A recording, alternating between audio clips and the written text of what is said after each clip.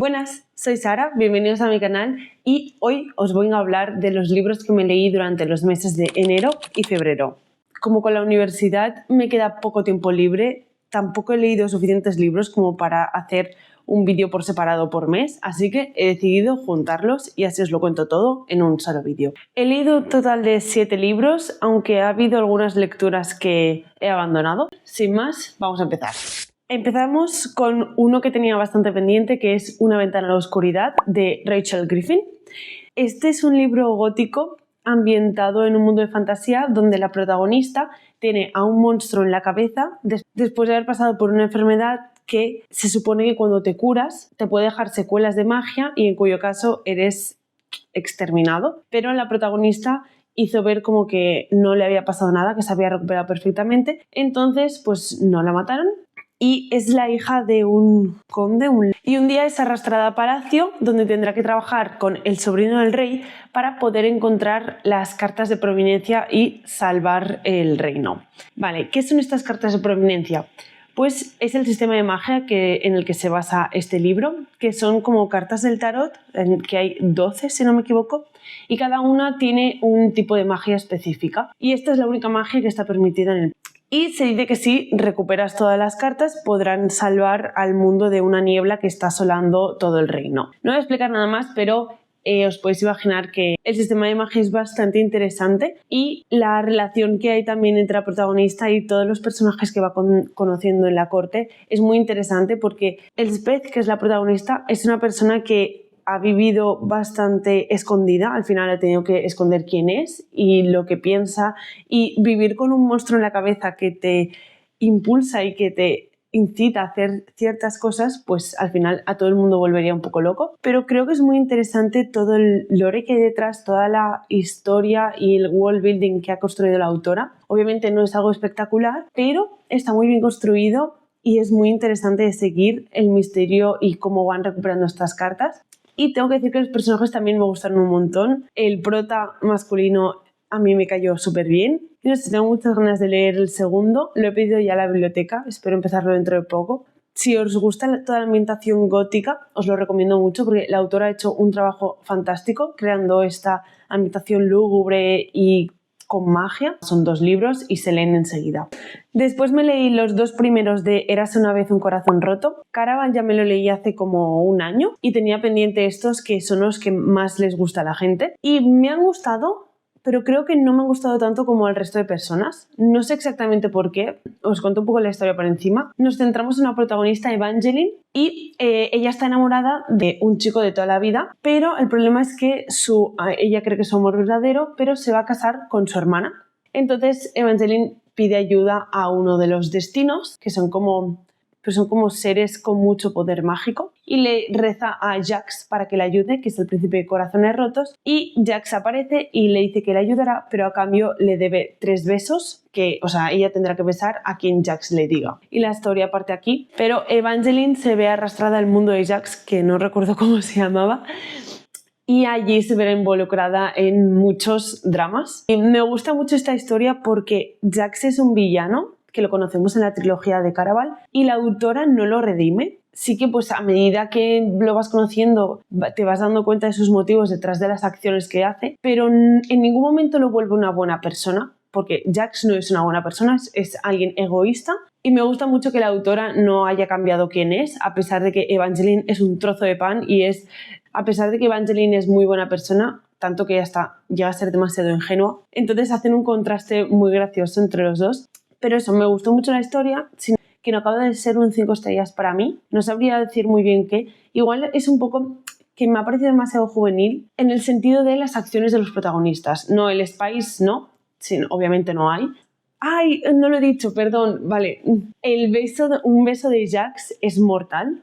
Por tanto, os podéis imaginar que no se besan en ningún momento, lo que aumenta aún más la tensión entre ellos. Entonces, pero no es eso lo que me ha fallado, sino es más actitudes que tenía Evangeline, que, vale, ya sé que tiene 18 años, pero me parecían un poco demasiado inmaduras y poco justificables. De decir, date cuenta de que lo que estás haciendo no está ayudando a nadie y que estás siendo muy egoísta y estás pensando poco en las consecuencias que tendrán tus acciones en un futuro. Pero Quitando eso, la historia es muy bonita. La ambientación de este mundo es preciosa, es literalmente como si fuera un cuento de hadas. Entonces estoy deseando leerme el tercero para poner punto final a la historia.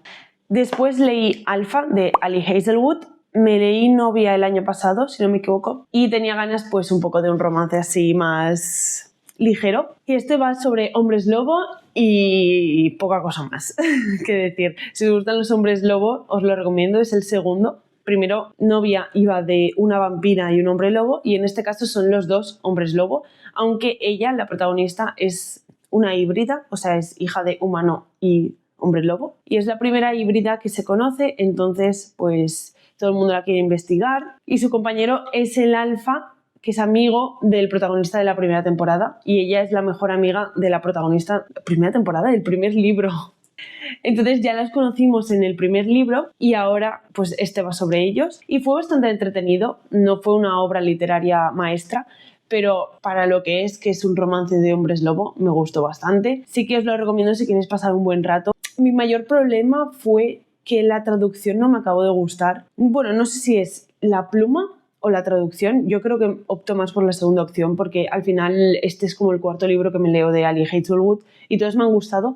Lo que pasa es que en este libro he sentido que usaba vocabulario poco formal y no me acabó de gustar, usaba palabras que sentía que no tendrían que estar escritas, son palabras de uso diario, le dan un toque demasiado informal y me sacaban un poco de la historia. Entonces, eso ha hecho que bajase la puntuación, porque para mí, tanto la prosa como el vocabulario y la estructura de un libro en cuanto a escritura y gramática es muy importante y puede hacer que baje mucho la puntuación, y este es el caso. La historia estaba bien, me entretuvo muchísimo, lo leí en cosa de 2-3 días. El vocabulario, la traducción, no sé qué fue exactamente, me sacó de la historia y es algo que no pude obviar. Pero bueno, quitando eso, si no os molesta demasiado, es un libro para pasárselo bien y lo recomiendo.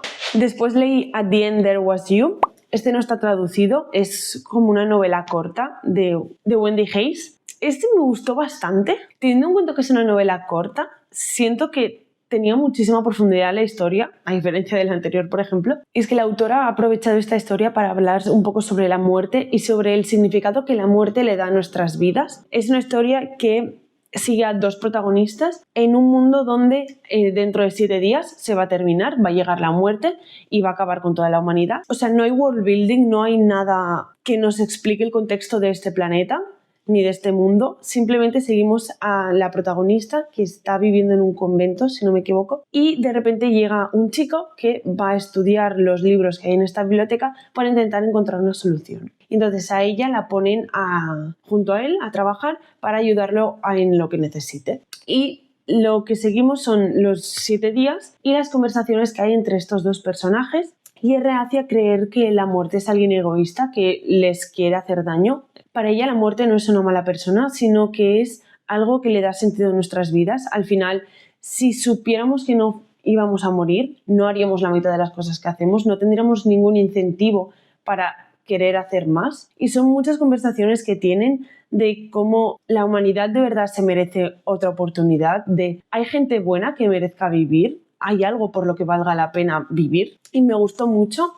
El protagonista masculino me gustó mucho y la relación entre los dos también es genial porque es increíble cómo de profunda se vuelve y cómo la autora ha conseguido crear un slow burn pese a que solo se conocen de 7 días, pero se nota que es una relación basada en la inteligencia, basada en la atracción mental antes que la física, y me gustó mucho. Creo que se merece todas mis alabanzas que haya conseguido esto en 140 páginas. Si queréis algo rápido de leer porque es corto, pero que os vaya a marcar, darle una oportunidad porque es un libro no muy conocido y que yo creo que vale bastante la pena.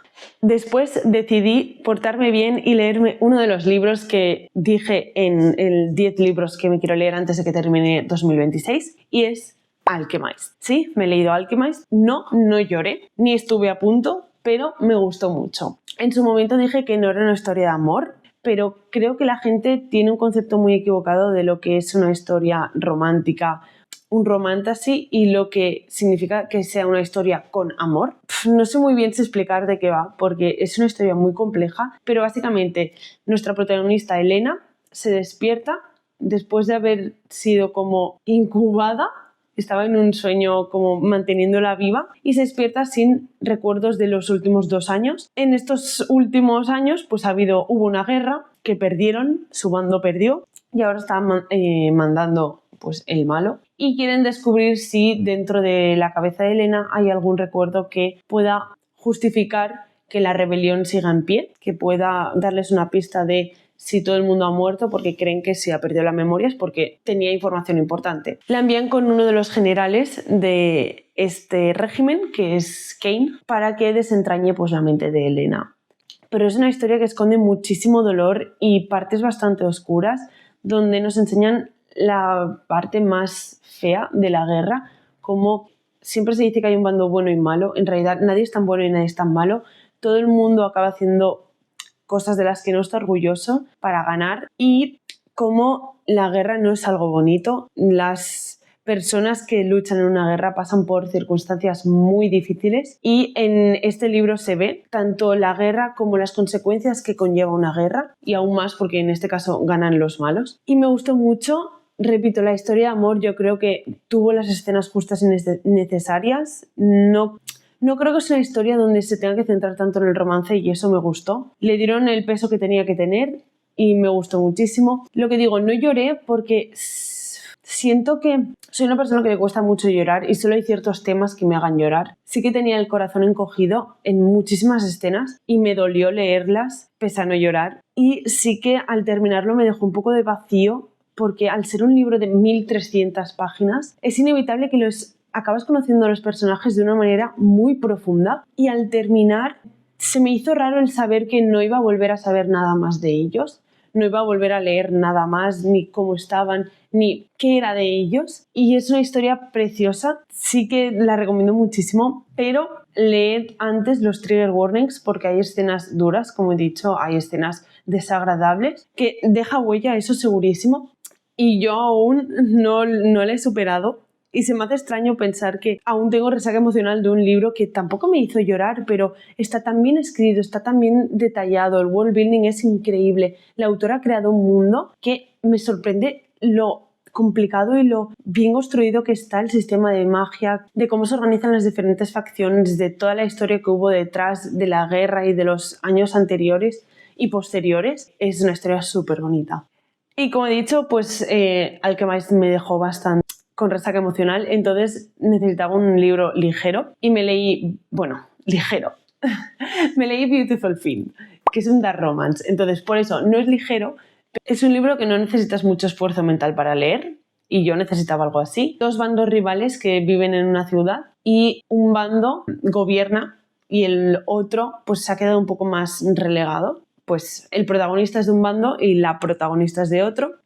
Él es del bando que ahora mismo está mandando y se aprovecha un poco de ella, bastante. Se aprovecha en el sentido de denigrarla, en el sentido de aprovecharse de la situación de poder que tiene sobre ella y le pide / le exige que haga trabajos sucios para él, hacer recados que nadie está dispuesto a hacer porque obviamente te juegas la vida. Acaba obsesionándose. Ninguno de los dos es buena persona, que eso también me gustó mucho. Y os lo recomiendo si queréis algo así de romance, donde ella no sea la típica tonta que se aprovechan de ella. No, ella al final es parte de una de las mafias y es un miembro activo de la mafia, pese a que no quiere estar allí y no tiene escrúpulos en ese sentido. Y me gustó que hubiera ese contraste de los dos peleándose entre sí porque ninguno quiere dar su brazo a torcer. Y me gustó mucho lo oscuros que son y todo lo que están dispuestos a hacer. Yo ahora mismo estoy leyendo God of Ruin, aunque se me está trabancando un poco porque quiero leer fantasía, pero después de Alchemist no hay ningún libro que me esté llamando la atención, entonces me da rabia y por eso he tirado a otro dark romance, pero me está gustando un poco porque además el protagonista es un poco pesado, pero bueno, seguiré, yo creo que me lo terminaré. Y uno que abandoné es Criaturas despiadadas. Lo abandoné, creo que no llegué ni a las 100 páginas porque no me estaba gustando nada la pluma de la autora y se me estaba haciendo como una telenovela, pero de las malas. Y dije, basta porque después de leer cosas que sí que merecen la pena, no quiero perder mi tiempo leyendo algo que no me aporta nada y que se me está haciendo pesado y todo. En esas estamos. Quiero volver a leer algo de fantasía porque es mi género favorito, pero como que no me atrevo, me da miedo que no me guste algo porque aún siga pensando en Alchemist, pero creo que ha llegado la hora de volver a mi género favorito para así encontrar un 5 estrellas. Y eso es todo. Hasta aquí mis lecturas de enero y febrero. Decidme cuál ha sido vuestro libro favorito de estos 2 meses, porque igual sube en la lista de pendientes y me lo leo. Y deseadme suerte para que encuentre un libro que me llene el vacío existencial que me ha dejado Alchemist. Lo dejo por aquí. Nos vemos en el siguiente vídeo. Un beso.